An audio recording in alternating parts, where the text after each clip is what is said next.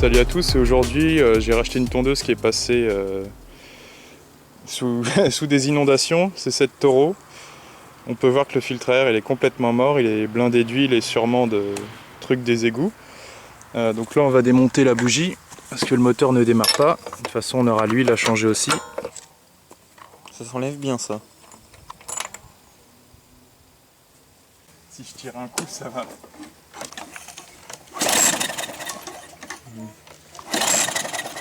Ouais, ça coule. Penche-la en avant, ça va la faire couler. Quand même faut y aller. Ouais, le moteur est entièrement sous l'eau donc... La méthode... Arnaud. Oh là!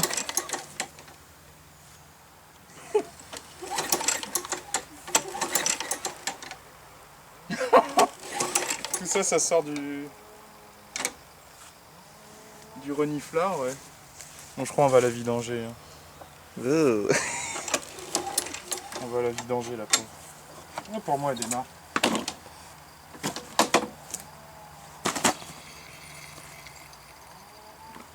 Elle fait des petits bruits. Ça se purge. Il y a de l'allumage, cylindre nettoyé. Ouais, on va essayer de la démarrer comme ça. Il n'y a rien qui traîne en dessous. Non.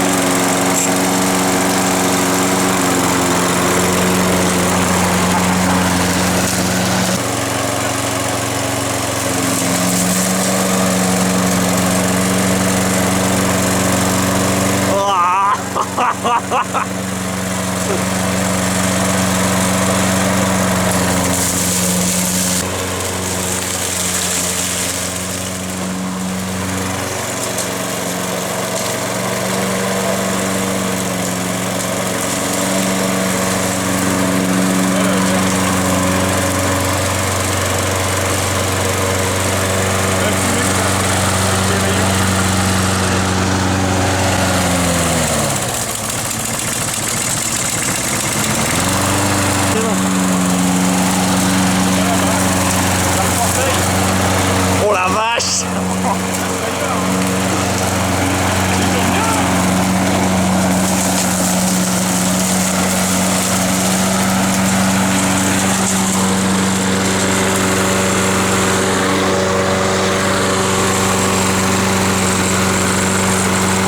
Bon, la Toro a été revidangée, elle tourne bien, elle a été nettoyée, donc elle fait propre. Pagne aussi bien nettoyé. Donc voilà, il y aura une corde de lanceur à changer, filtre à air. Peut-être mettre une bougie neuve dessus. Le déflecteur que j'avais trouvé aux encombrants qui vient d'une Toro Recycler 22 va dessus. Donc c'est un plus. Et voilà. Même le contacteur du panier fonctionne alors que c'est resté sous l'eau vu qu'il y avait de l'eau à peu près jusque là. Non, il s'en tire plutôt bien ce Quantum. De retour sur la Toro, donc je vais changer la corde de lanceur et vous montrer comment le faire. J'ai aussi démonté le cache et puis on peut bien voir, là j'ai frotté avec une brosse, ça sera nettoyé à l'eau, mais ça se voit que l'eau est vraiment... La tondeuse est vraiment restée sous l'eau. Et je pense qu'en enlevant le cache moteur, je vais découvrir d'autres trucs qu'il faudra nettoyer. Bon, sur ce modèle là, c'est pas des Torx. Il suffit d'avoir un tournevis cruciforme. On va déjà démonter le cache Toro. Bon voilà, j'ai réussi à extraire la vis, mais sinon vous avez un petit cache ici avec une autre vis ici, une cruciforme. Après, donc vous enlevez le cache en faisant passer la corde à travers ou dedans, ça dépend des modèles. Là on a des vis de 8, enfin avec une tête de 8. Comme celle-ci. Donc il faut les extraire, les mettre de côté. Il y en a 3, une ici et une sous toute la merde qu'il y a là. Ouais, je vais la relaver hein, au jet d'eau, mais la relaver. Parce que là, les ailettes de refroidissement, elles doivent être bouchées. Ah, elle pue hein, la tondeuse, elle sent les algues un peu.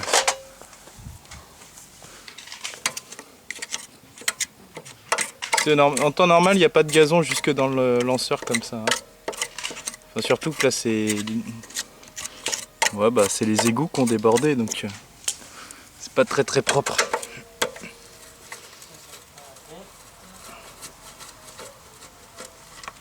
Tac. Et au lieu de vous acharner, vous allez voir, prenez votre douille de 10.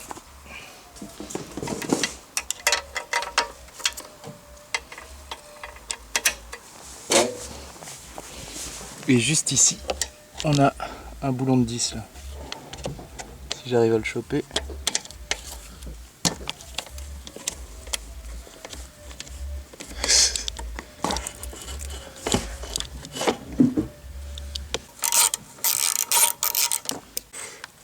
Alors après on a 4 boulons de 10 pour démonter le moteur, enfin pour démonter le cache lanceur et le lanceur. Voilà.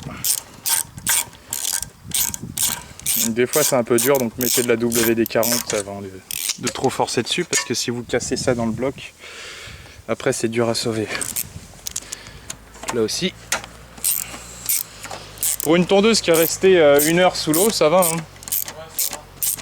Je pense qu'ils ont dû la laisser sécher après. Possible. Ils ont juste dit on va croiser les doigts qu'elle redémarre. Bah elle redémarre. Oui, parce que nous on s'en est occupé. Parce qu'il y avait 3 fois rien. T'imagines, elle a essayé de tousser quoi. Je pense pas que ils ont dû la retourner du mauvais côté parce que le filtre à air plein d'huile. Ou sinon c'est l'eau qui a fait remonter l'huile à travers le clapet de soupape. Non, pour moi elle a été penchée du mauvais côté. Ouais. Après les inondations. Hein? Après les inondations. Ouais. Oh même avant c'est possible. T'as vu comment il est rempli d'huile? Bah peut-être qu'en essayant de démarrer, vu qu'il y avait trop d'eau avec l'huile, ça faisait un niveau supérieur, ça a dû sortir par là. Hein. Possible. Il y avait de l'eau partout. Quoi. C'est possible, c'est possible. Mais l'huile d'un côté, elle a dû protéger le moteur. Je pense. Je crois que le cylindre, il doit avoir quelques rayures, ça m'étonnerait pas. Mais... Oh, je pense. Ah attends, t'as vu ce qu'elle a vécu en même temps? Ouais, elle fume pas. Hein. Ah non, c'est sûr, elle fume pas, mais bon. Ouais, pour le prix d'occasion. Bah tu vas pouvoir affûter la lame avec ça. Je vois pas d'ici. C'est un tour à meuler? Ouais, ça va. Avec des pierres neuves. Ah c'est sûr, celui-là, je pense pas qu'il ait tourné beaucoup. Putain. Moi, je m'en sers tout le temps. Hop! C'est marrant, elles sont plus grandes devant que derrière. Toujours. Ça a toujours été comme ça. Ah ouais. Je sais pas pourquoi. C'est bien sur les vieux, là? Oui, même sur les vieux. C'est étonnant. Toute génération confondue, je te parle. Là. Alors, la jauge, après, on la sort. Doucement, on fait un quart de tour. Ça a démarré, ça? I feeling good. Oh, ça va. Ouais, il y a une chienne de merde, quoi. Ouais, mais tu vois, ça, c'est des trucs des égouts, quoi. Tout ça. Ouais. La vache. Ouais, voilà, je voulais une tondeuse qui était inondée, j'en ai une. Putain, même ça fonctionne, quoi, alors que il y a de la merde à ce niveau-là, quoi. Je pense qu'on va reprendre le Karcher. Hein. Alors, voici le lanceur, donc là on est de l'autre côté. Il n'y a pas besoin de dérifter, hein, parce que ça c'est une bêtise.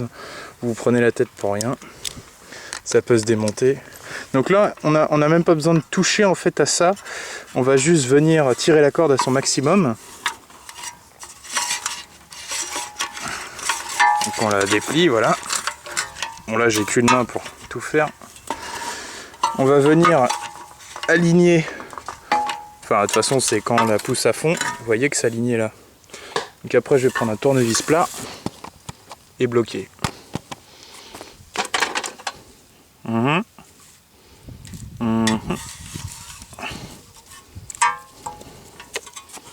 Et voilà, ce qu'on vient de faire en fait, c'est qu'on a bloqué le ressort qui permet, enfin qui est prétendu et qui permet à la corde d'être enroulée. Là c'est le système simple pour la changer parce qu'il n'y a que la corde à faire. Vous voyez, je tire le nœud là, je vais couper ça ici, je vais venir glisser ma nouvelle corde ici, refaire un nœud là, donc la corde elle passera à travers ça jusqu'ici, vu que c'est aligné maintenant. Je vais pas filmer tout ça parce que bon ça prend un peu de temps. Et puis après je vais bien faire un nœud là. Il faut mettre 2,50 m de corde. Et là pareil, je vais enlever le nœud et puis récupérer la poignée. Donc voilà, au passage Mika m'a filé une poignée pour mettre dessus, qui est en meilleur état que l'autre. Donc maintenant on a fait notre nœud à ce niveau là, avec la corde, à ce niveau là. Donc tout ce qu'on va faire, c'est bien la mettre ici. Et on fait ça, et ça part. Hop, votre lanceur est refait. Les rivets sont toujours là. Ça restera au guidon par la suite, c'est pour ça qu'il y a 2,50 m de corde. Puis tout ça on va le nettoyer après. Je vais aussi changer la bougie d'allumage. Là on en a mis une d'occasion, une NGK, mais on va mettre une vraie NGK, un équivalent de la RJ19LM, qui est la NGK 5798 BR2-LM. Je vous conseille fortement de prendre ça plutôt qu'une bougie champion RJ19LM.